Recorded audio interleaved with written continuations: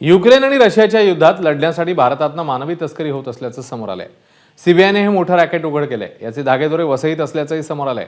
काल सीबीआय पथकाने वसईत एका घरावर धाड टाकत तब्बल 6 तास चौकशी केलेली। दुबईत आपलं नेटवर्क चालवणारा मुख्य सूत्रधार फैजल खान उर्फ बाबा हा वसईच्या हाती मोहल्ला येथे गौलवड परिसरात आपल्या कुटुंबासोबत राहत होता। त्याच्या समोरील सोसायटीत त्याला मदत करणारा त्याचा साथीदार सुफियान दारुगर राहतो। सुफियानच्या घरी गुरुवारी सीबीआयच्या पथकाने वसई पोलिसांच्या मदतीने धाड टाकली। दुपारी 4 ते 10 वाजेपर्यंत घरातल्या लोकांची चौकशी करण्यात आली आहे।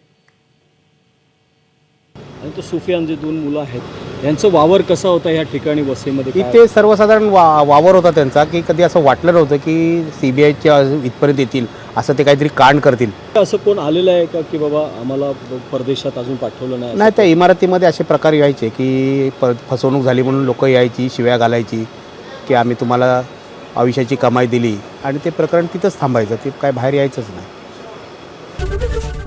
एबीपी माझा, उघडा डोळे बघा नीट।